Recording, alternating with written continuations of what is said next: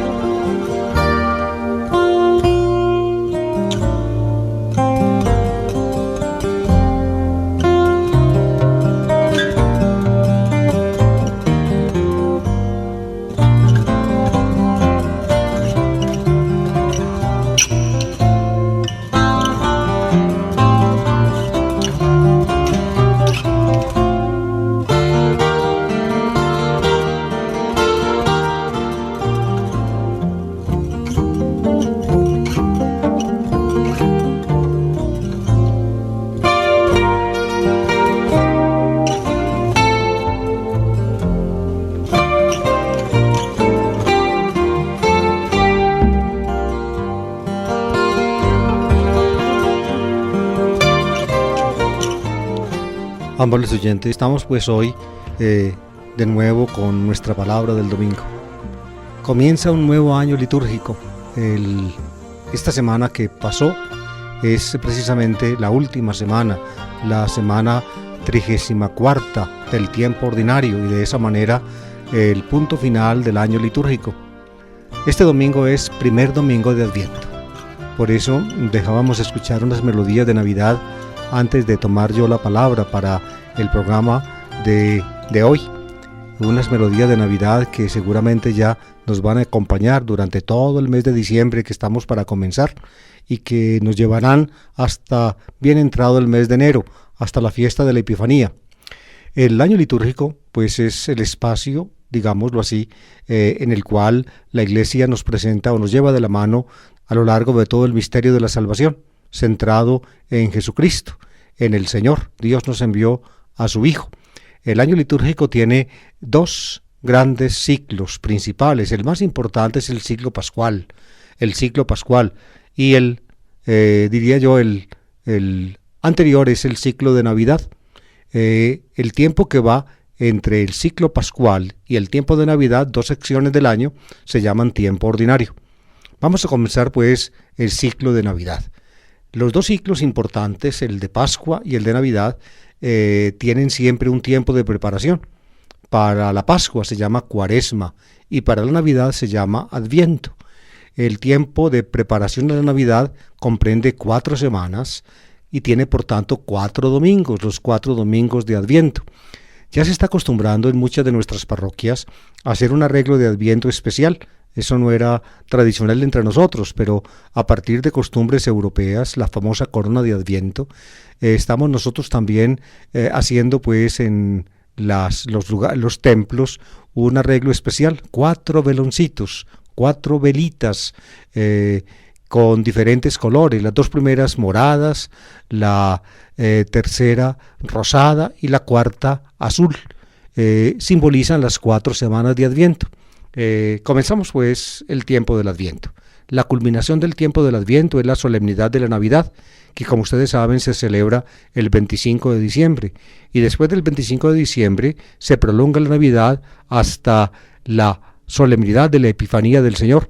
La celebrábamos antes siempre un 6 de enero, pero desde la última reforma del calendario en Colombia quedó para el domingo más cercano al 6 de enero, y ahí entonces llegará a su culminación el ciclo de Navidad, una semanita más como diría yo, queda hasta el domingo siguiente a la Epifanía, cuando se celebra la solemnidad del bautismo del Señor y comienza la primera sección del tiempo ordinario. Hemos llegado pues a un nuevo año litúrgico. Hoy comenzamos el año litúrgico con el primer domingo del Adviento.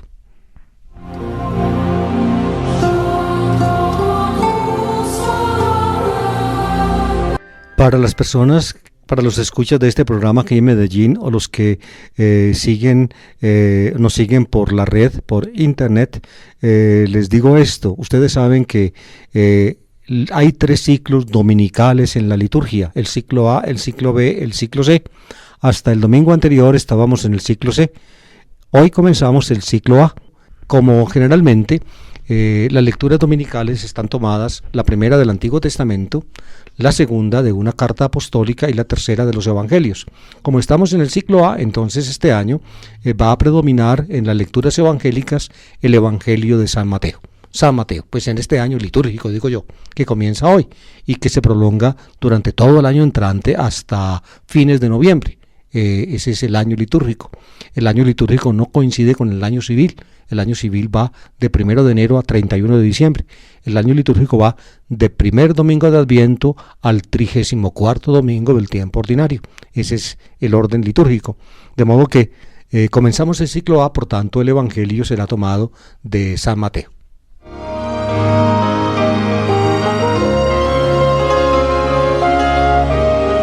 La primera lectura, pues, tomada del profeta Isaías, capítulo 2, versículos 1 a 5, dice así: Visión de Isaías, hijo de Amós, acerca de Judá y de Jerusalén. Al final de los días estará firme el monte de la casa del Señor, en la cima de los montes, encumbrado sobre las montañas. Hacia él confluirán los gentiles, caminarán pueblos numerosos, dirán: venid, subamos al monte del Señor, a la casa del Dios de Jacob. Él nos instruirá en sus caminos, y marcharemos por sus sendas, porque de Sión saldrá la ley, de Jerusalén la palabra del Señor. Será el árbitro de las naciones, el juez de pueblos numerosos. De las espadas forjarán arados, de las lanzas podaderas. No alzará la espada pueblo contra pueblo, no se adiestrarán para la guerra. Casa de Jacob, ven, caminemos a la luz del Señor.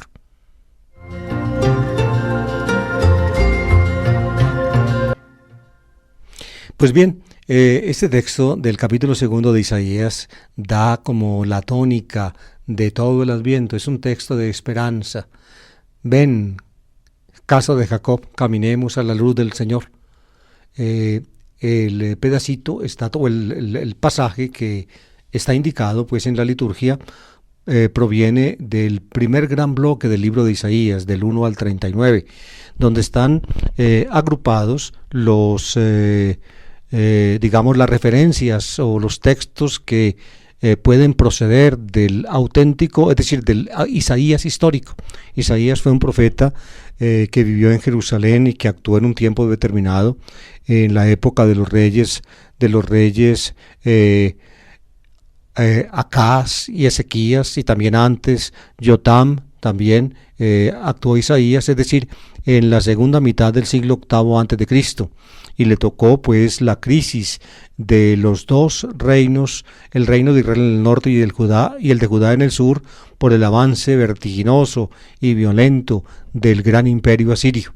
Cuando Isaías vivía en Jerusalén, cuando Samaria, la ciudad capital del reino del norte, fue arrasada definitivamente por los asirios, e Israel nunca más volvió a ser pueblo.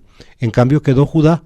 También contra Judá procedió el imperio asirio, pero Sennacherib, rey de Asiria, estando Isaías en Jerusalén, no pudo tomarse la ciudad. Tuvo que salir precipitadamente, abandonar el sitio al cual tenía sometida la ciudad y regresar a Siria. Ese es un momento donde el pueblo judío, encabezado por su rey Ezequías, junto a quien estaba el profeta Isaías, sintió muy de cerca la protección de la mano de Dios.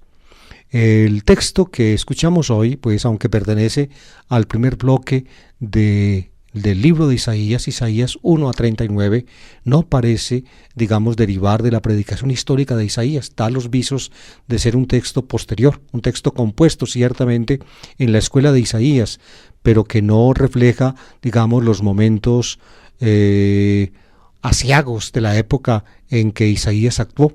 Es más bien un texto de esperanza posterior, de la época probablemente postexílica, al menos así me parece pues a mí, y las fuentes en las cuales me he inspirado para hablarles.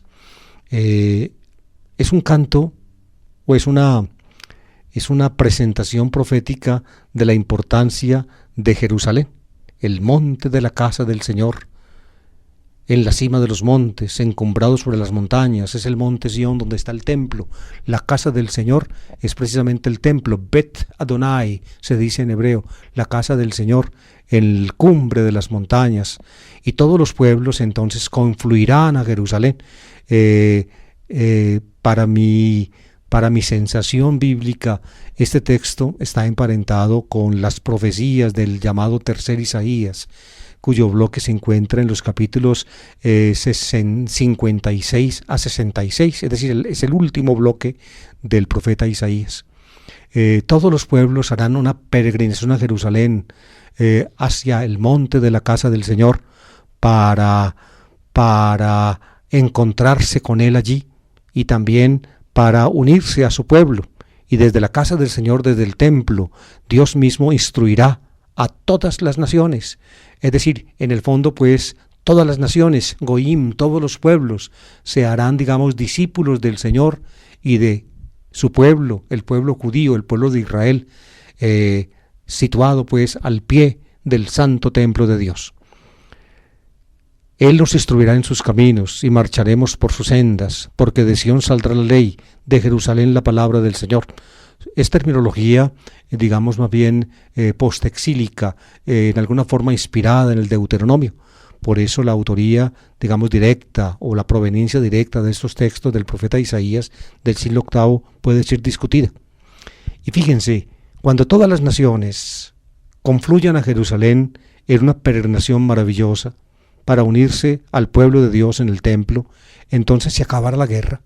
Es una visión, digamos, profética maravillosa que en el fondo coincide con algo que el profeta Isaías en su tiempo también presentó, y es que la tierra será como un paraíso. Es como si el jardín maravilloso que Dios creó para poner allí al ser humano, al final de los tiempos se reeditara, volviera a aparecer. Es la misma lógica que el domingo pasado, queridos oyentes, ustedes recuerdan, aparece en boca de Jesús al buen ladrón crucificado junto a él. Hoy estarás conmigo en el paraíso de los orígenes, digamos, es como la figura, la luz maravillosa que se proyecta hacia el final. No habrá ya pues guerra, ni habrá daño, ni habrá mal. El texto que escuchamos dice: de las espadas forjarán arados, de las lanzas podaderas. No alzará la espada pueblo contra pueblo, no se adiestrarán para la guerra. Es decir, habrá paz en el mundo. La paz, digámoslo así, que saldrá de Jerusalén. En la palabra propia de Isaías, seguramente tendremos oportunidad de mirarla en otra ocasión, es el rey mesiánico, el hijo de David, el que finalmente traerá esa paz. Cuando todos los pueblos, pues, pacíficamente confluyan hacia Jerusalén y se reúnen en el templo del Señor, entonces ya no habrá guerra, la paz reinará en la humanidad. Ustedes ven, pues, la imagen paradisíaca que nos presenta este texto de Isaías al comienzo del tiempo del Adviento.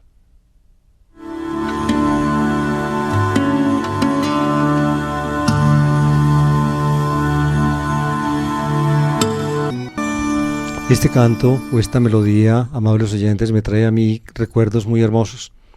El 21 de diciembre del año 1963, en un pueblito de Alemania llamado Weißenohe, al día siguiente, el 22 de diciembre, un domingo, el cuarto domingo de Adviento, al día siguiente de mi ordenación como sacerdote, me tocó la primera misa cantada.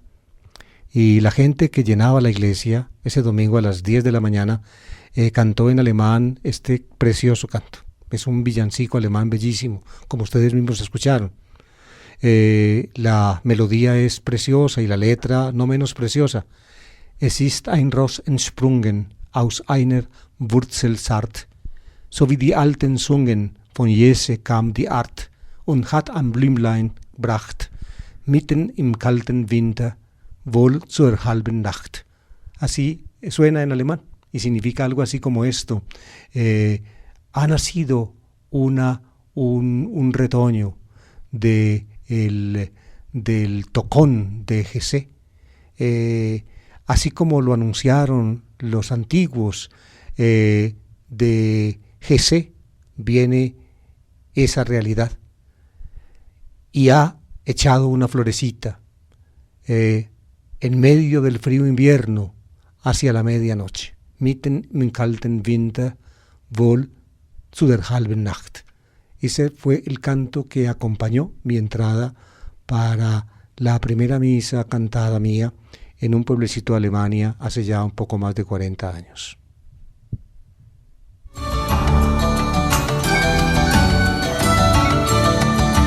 La segunda lectura de este primer domingo de Adviento está tomada, como les decía ahora, de una carta apostólica. Esta vez es la Carta a los Romanos. La Carta a los Romanos, como ustedes saben, amables oyentes, encabeza el cuerpo paulino, el Corpus Paulinum, es decir, la colección de cartas de Pablo que están en el Nuevo Testamento. Aparecen después de los Hechos de los Apóstoles y también pues de los 4 evangelios. Las cartas de Pablo fueron reunidas, probablemente ya empezaron a ser reunidas en el siglo I y acabaron de ser reunidas en el siglo II, y fueron reunidas con el criterio de la más larga a la más cortica. La más larga es precisamente esta, la Carta a los Romanos, por eso ocupa el primer lugar en la colección de las cartas de Pablo, pero no es la primera que Pablo escribió. Algunas veces les he explicado en este mismo programa que la primera carta que Pablo escribió es la primera carta a los tesalonicenses, pero como es cortica, aparece como en el 6º o 7º lugar la colección de cartas paulinas. Pues esta lectura está tomada de la Carta a los Romanos en el capítulo 13, versículos 11 a 14. La Carta a los Romanos, como en general las cartas de Pablo, comienzan por una parte, digamos, doctrinal y terminan con una parte parenética, es decir, exhortatoria. La parte, digamos, principal, en la Carta a los Romanos va del capítulo 1 al capítulo 11. Y la parte exhortatoria es del capítulo 12 al capítulo 15. El 16 es una colección de saludos que es añadida a la versión de la Carta a los Romanos, de modo que el pedacito que vamos a escuchar enseguida, que se leerá el próximo domingo, del capítulo 13 es exhortatorio, es decir, es una parenesis. Parenesis significa en griego exhortación, es una parenesis de Pablo, una serie de amonestaciones o consejos de Pablo a los cristianos de Roma. Pablo no los conocía. Les escribe esta carta porque quiere ir a Jerusalén primero y luego viajar hacia Occidente, porque ya en Oriente, piensa él, terminó su tarea de evangelización. Estuvo ya en Éfeso más de 3 años, luego de Éfeso regresó a Macedonia, de Macedonia pasó a Acaya, estuvo en Corinto, de Corinto se dispone a viajar a Jerusalén por barco, y entonces precisamente en Corinto escribe la Carta a los Romanos. Es la última de las cartas que Pablo escribió, directamente dictó, como lo dice al final de la carta.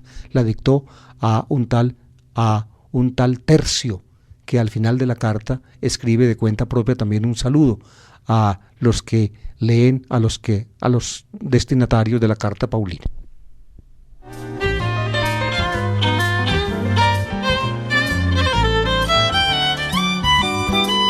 De la carta del apóstol San Pablo a los romanos. Hermanos, daos cuenta del momento en que vivís. Ya es hora de espabilarse, porque ahora nuestra salvación está más cerca que cuando comenzamos a creer. La noche está avanzada, el día se echa encima. Dejemos las actividades de las tinieblas y pertrechémonos con las armas de la luz. Conduzcámonos como en pleno día, con dignidad. Nada de comilonas ni borracheras, nada de lujuria ni desenfreno, nada de riñas ni pendencias. Vestíos del Señor Jesucristo, y que el cuidado de vuestro cuerpo no fomente los malos deseos.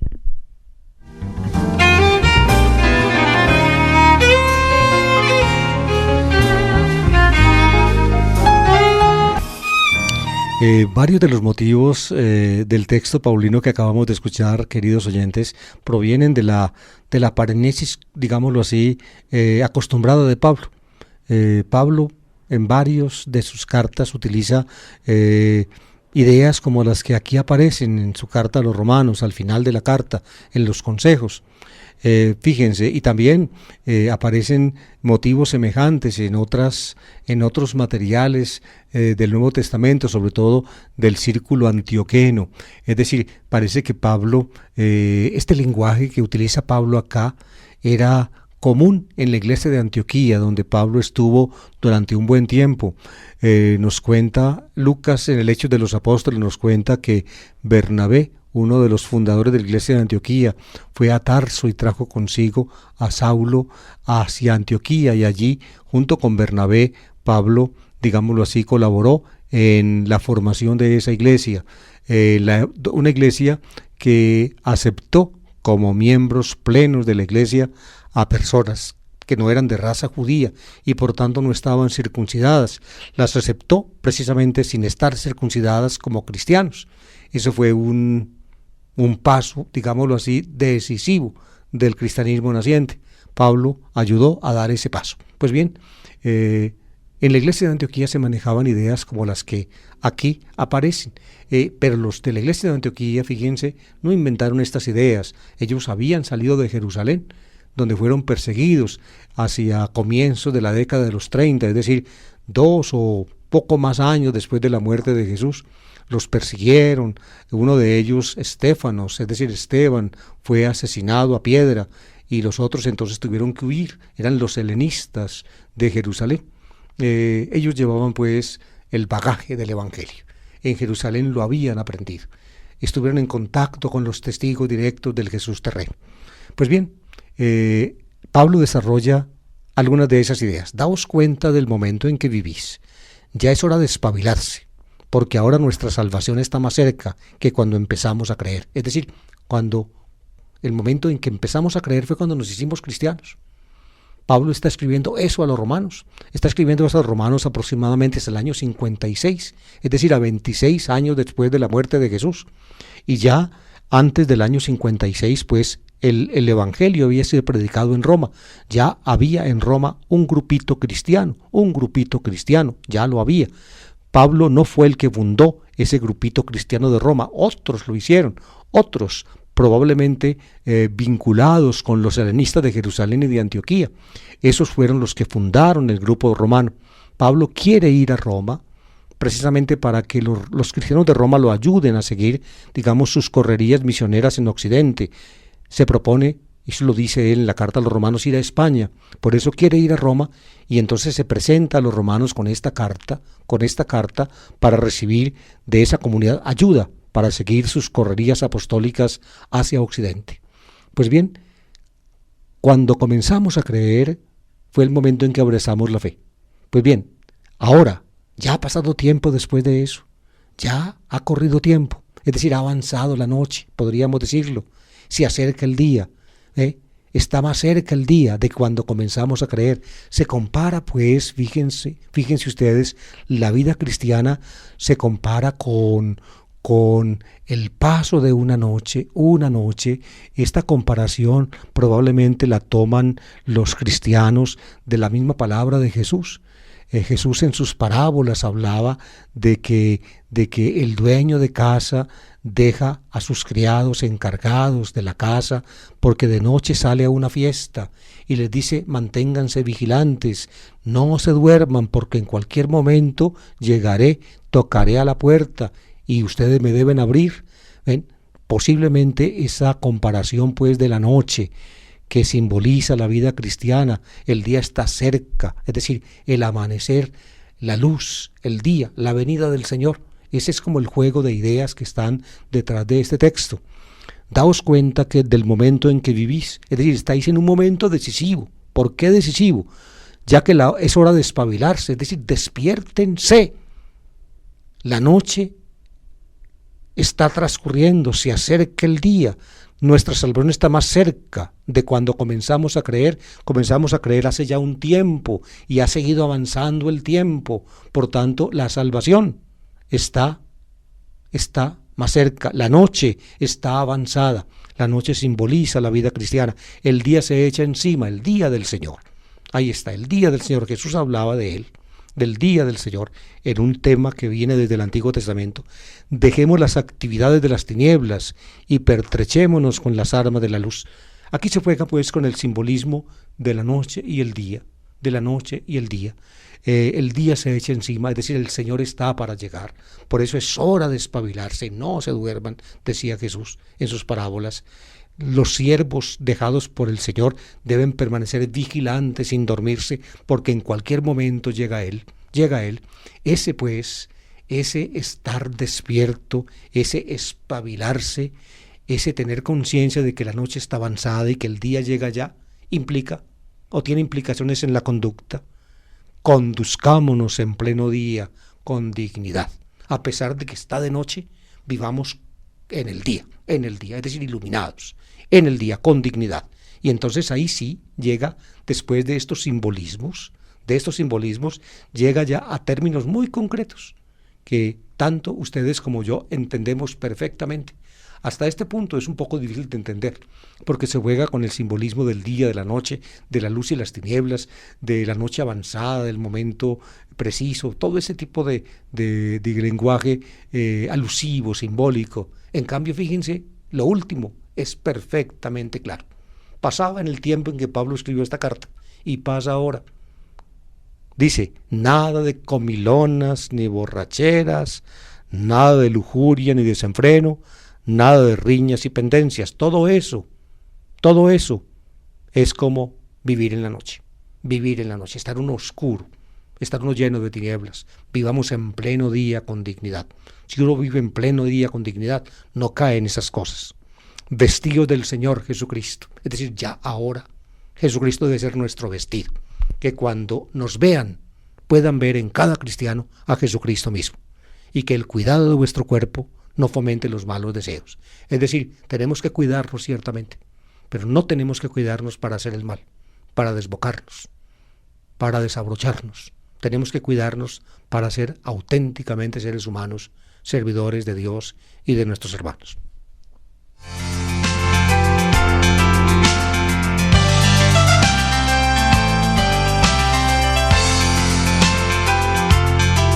El texto evangélico está tomado del Evangelio de San Mateo. Como les dije al comienzo, comenzamos el año litúrgico y con él un nuevo ciclo dominical, ciclo A, Evangelio de San Mateo, capítulo 24, versículos 37 a 44.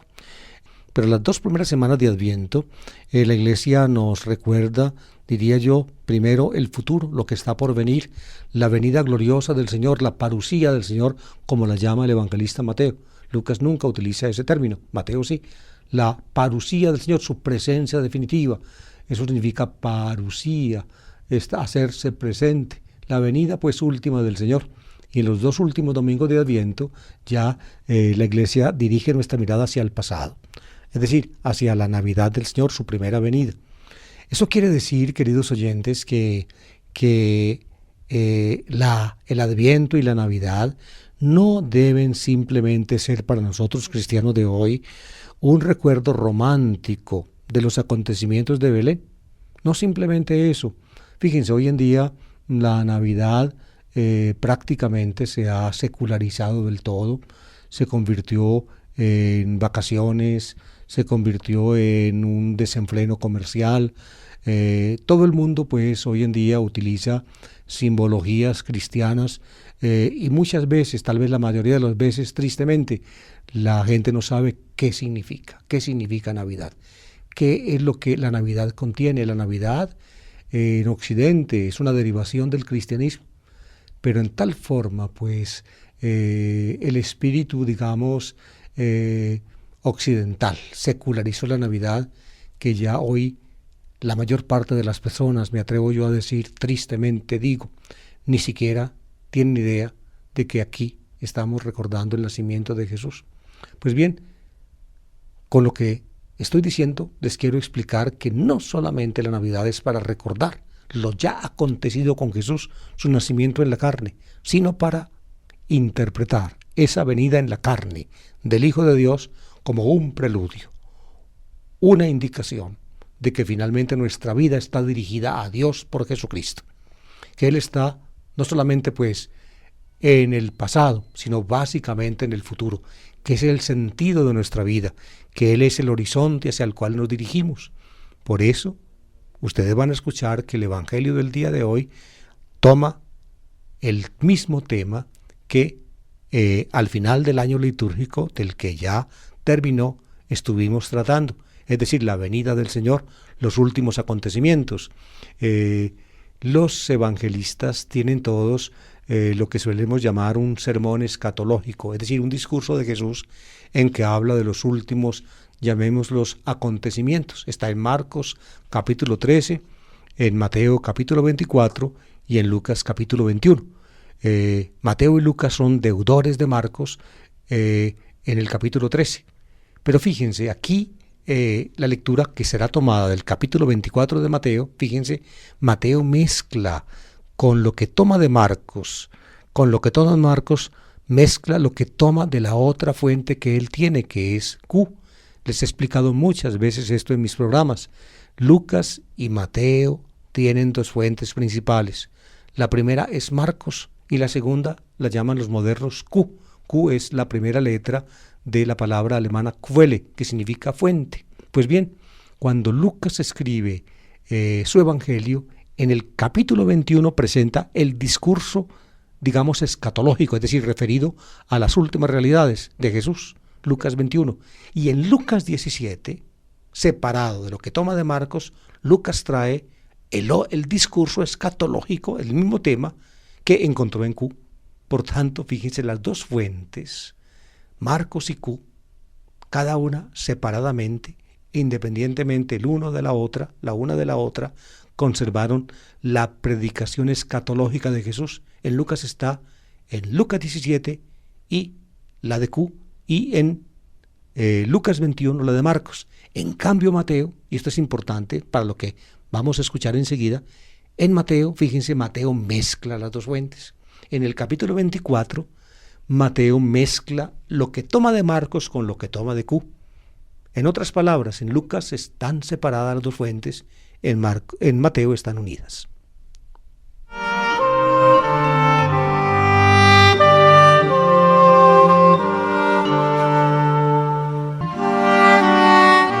Lectura del Evangelio según San Mateo, capítulo 24, versículos 37 a 44. Como les dije, pues, ustedes encuentran el paralelo de este pedacito de Mateo que vamos a leer en Lucas, capítulo 17. Allá está. Es el apartes del discurso escatológico de Jesús en Q, en la otra fuente de Mateo y Lucas, no en Marcos. Dice así: en aquel tiempo dijo Jesús a sus discípulos: lo que pasó en tiempos de Noé, pasará cuando venga el Hijo del Hombre. Antes del diluvio, la gente comía y bebía y se casaba, hasta el día en que Noé entró en el arca. Y cuando menos lo esperaban, llegó el diluvio y se los llevó a todos. Lo mismo sucederá cuando llegue el Hijo del Hombre. 2 hombres estarán en el campo, a uno se lo llevarán y a otro lo dejarán.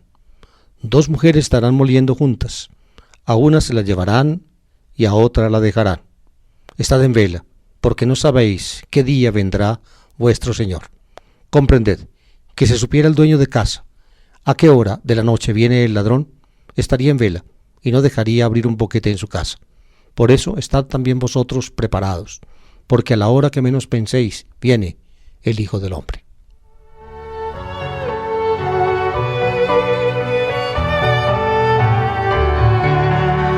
Para explicar, digamos, qué tan repentina, qué tan sorpresiva será la venida del Hijo del Hombre, apela Jesús a la comparación con el diluvio. el diluvio. Ustedes encuentran la narración bíblica del diluvio en el libro del Génesis, en el capítulo 6, si mal no recuerdo. Allí está. La gente estaba tranquila. Dios anunció a Noé que iba a haber un diluvio y le mandó a hacer el arca. Y cuando el arca estaba ya preparada y Noé con su familia y aquello que Dios le había mandado guardar en el arca, estaban pues ya listos, entonces llegó el diluvio. Y prácticamente la inundación copó la tierra y la mortandad, pues según la Biblia, fue terrible. Pues bien, esa imagen de lo sorpresivo, de lo terrible, de lo inesperado del diluvio, le sirve a Jesús para hablar de la venida del Hijo del Hombre. Él dice: antes del diluvio la gente comía y bebía y se casaba, hasta el día en que no entró en el arca, y cuando menos lo esperaban llegó el diluvio y se los llevó a todos. Pues bien, se los llevó a todos.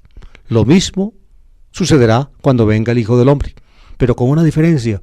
Cuando venga el Hijo del Hombre, esa venida no será como el diluvio que se los lleve a todos, será inesperada, será sorpresiva, pero no se los llevará a todos. A unos sí, a otros no. A unos sí, a otros no. Y con 2 ejemplos lo muestra Jesús en su palabra. Dice: 2 hombres estarán en el campo, a uno se los llevarán y a otro lo dejarán. Y en paralelo, 2 mujeres. Fíjense que los dos dichos son paralelos. El uno se refiere a varones, el otro se refiere a mujeres.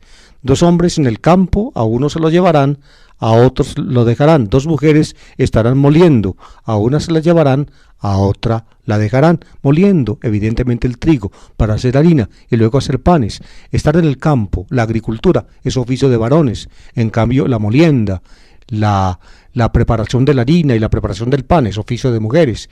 El diluvio se los lleva a todos, pero la venida del Hijo del Hombre no se los lleva a todos. A unos sí, a otros no.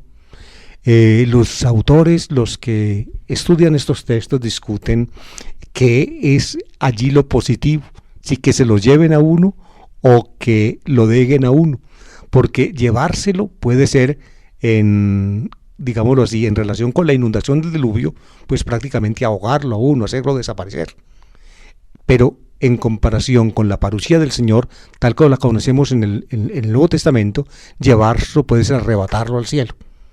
¿Ven? Como explica Pablo en la primera carta a los tesalonicenses. En todo caso, aunque evidentemente sobre esto que les acabo de hablar hay dudas, lo cierto es esto: será tan sorpresiva la venida del Hijo del Hombre como sorpresivo fue el diluvio.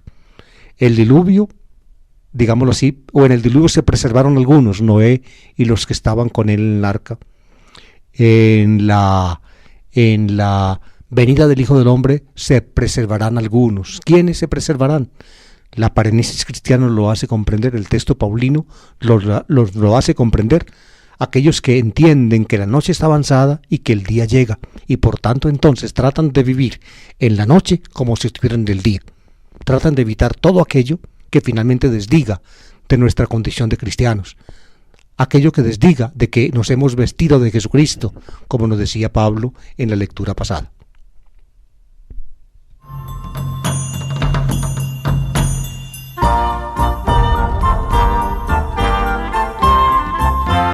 La frase que sigue en Q, la trae aquí Mateo, uno la encuentra también en Lucas.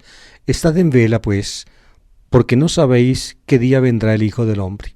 ¿Qué día vendrá, vuestro Señor?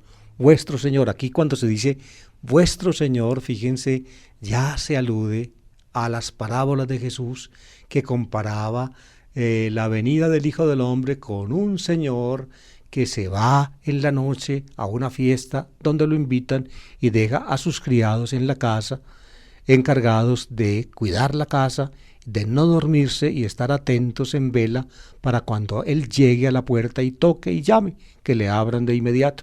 Vuestro Señor. Es una alusión pues a esa parábola que encontramos también en los evangelios. Estad en vela, grigorite. El verbo griego es grigorín. Grigoró significa yo vigilo, es decir, yo no duermo en la noche, yo me mantengo en vela. Grigoró, grigoris, grigorite, estad en vela. De ahí viene, ustedes entienden, Gregorio. De modo que los que se llaman Gregorios, queridos oyentes, son vigilantes, vigilantes. Y ustedes entienden entonces también que nuestra palabra vigilante, el verbo latino vigilare, corresponde a gregorín en griego y significa no cuidar, sino básicamente no dormir. ¿Por qué se llama vigilantes a los vigilantes? Porque no duermen para poder cuidar, ¿se dan cuenta? Esa es diría yo, la historia, digamos, de la significación de la palabra. Básicamente, vigilar significa no dormir, permanecer en vela. Y como los vigilantes, los cuidanderos, los celadores no deben dormir, se les llama vigilantes. Vigilantes. Por eso vigilia es la noche anterior a una fiesta. La noche anterior permanecían en vela en la noche, orando y cantando. Por eso la vigilia pascual. La vigilia pascual es la noche del sábado santo hasta la madrugada del domingo, cuando se celebra al clarear el día, al amanecer la luz, al brillar el sol, la realidad maravillosa de Jesucristo resucitado. La vigilia de Navidad, por tanto, es el 24 de diciembre en la noche. En la noche, la vigilia de Navidad, vigilia. Y precisamente como los cristianos en las vigilias no ayunaban, no comían, no consumían carnes, por eso en nuestro lenguaje común, día de vigilia es el día en que no se come carne.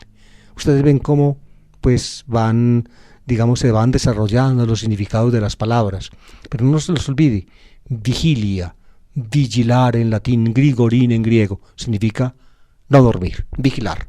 Es lo que dice aquí el Señor. Estad en vela, grigorite, porque no sabéis qué día vendrá vuestro Señor. ¿Qué día? ¿Qué día vendrá vuestro Señor? El día es, diría yo, sorpresivo, como el día del diluvio, que llegó y se los llevó a todos, menos a los que estaban en el arca.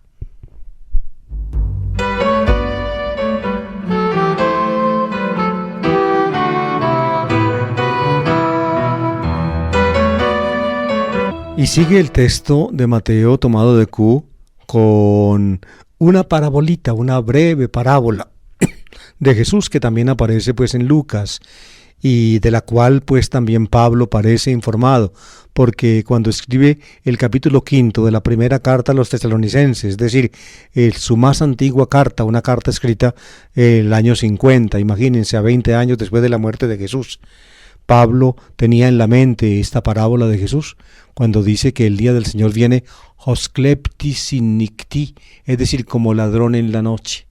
Escuchen aquí, les recuerdo la parábola que aparece en el texto del Evangelio de este domingo. Comprended que si supiera el dueño de casa a qué hora de la noche viene el ladrón, estaría en vela y no dejaría abrir un boquete en su casa. Estaría en vela, es decir, vigilaría, estaría vigilante, con lo que estudiamos hace un momento, estaría en vela. Las casas de Palestina eran casas parecidas a las nuestras de Baarek. Nosotros todavía tenemos casas de Baarek. La primera casa de la finca de mis abuelos que me tocó conocer a mí todavía tenía techito de paja y las paredes eran de caña brava, con barro entre la caña brava, barro, digámoslo así, mezclado con boñiga. Así tan rudimentariamente me tocó pasar a mí horas muy felices de mi niñez en una casa, digamos de techo de paja, suelo de tierra y paredes de barro y boñiga.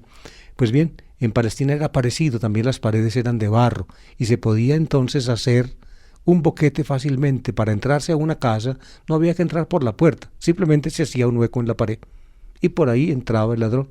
Entonces fíjense lo que dice Jesús, comprended, si supiera el dueño de casa a qué hora de la noche viene el ladrón, estaría en vela y no dejaría abrir un boquete en su casa, estaría en vela, es decir, estaría despierto. Y apenas el ladrón empezara a cavar para abrir el hueco en la pared, entonces lo espantaría, lo haría huir el ladrón. El día del Señor viene hoskleptis, dice Pablo, en nicti, como ladrón en la noche. Kleptis, así se dice en griego ladrón. Kleptis, de ahí viene cleptomanía, ¿no han oído? Cleptomanía. Hay personas que son cleptómanas, es decir, que tienen un problema psicológico que las impulsa a robar. A veces gente muy rica. Alguna vez oí decir que una señora sumamente rica de Medellín tenía ese bendito vicio y llegaba por allá a almacenes y joyerías se hacía mostrar una cosa y se la llevaba. Entonces el marido, que era un hombre muy rico, ya tenía avisados a los almacenes que cuando hiciera su mujer eso, no llamaran policía ni nada, sino que lo llamaran a él y que él pagaría las cuentas.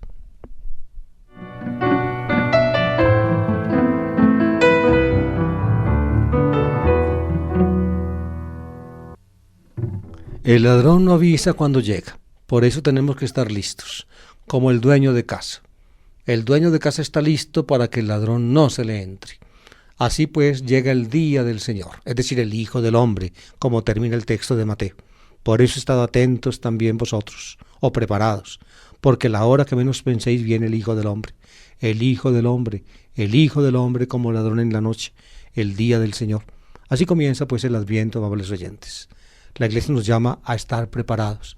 Generalmente en el desarrollo de la escatología cristiana, fíjense, la preparación para el día del Señor como el día final de la historia fue cediendo su paso ya desde el Nuevo Testamento, digámoslo así, a la convicción de que finalmente a cada persona, cuando le llegue la hora de la muerte, pues le llega el momento decisivo.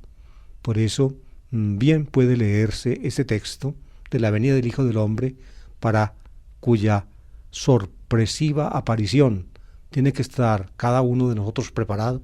Es el momento de nuestra muerte.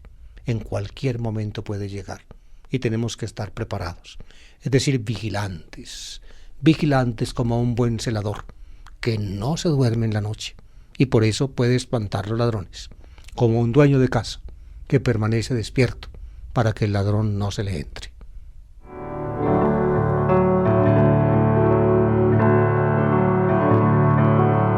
Con este espíritu, pues, o con este panorama, vamos a celebrar la Navidad. No simplemente vamos a recordar románticamente que Jesús nació en Belén en unas pobres y humildes pajas, como solemos decir, no, sino que estamos abocados ante la venida del Señor. Nuestra vida tiene que ser responsable. Tenemos que manejar nuestra existencia con cuidado, Tenemos que vivir en pleno día. La noche está avanzada, el día se echa encima. Tenemos que pertrecharnos con las armas de la luz. Tenemos que vivir en forma tal que cuando llegue el Señor nos encuentre en vela, como cuando dice Jesús, el Señor llama a la puerta y toca, e inmediatamente encuentra a sus criados bien vestidos y preparados para recibirle.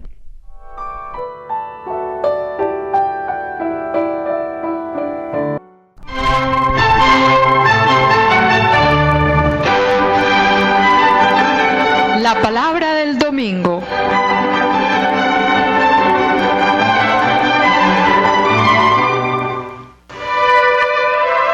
A cargo de David Kapkin, servidor del Evangelio. Una lectura y explicación de los textos bíblicos de la liturgia católica dominical. Análisis literario y crítico al servicio de la comprensión de la palabra, de la interiorización existencial y de la actualización del mensaje para la hora presente.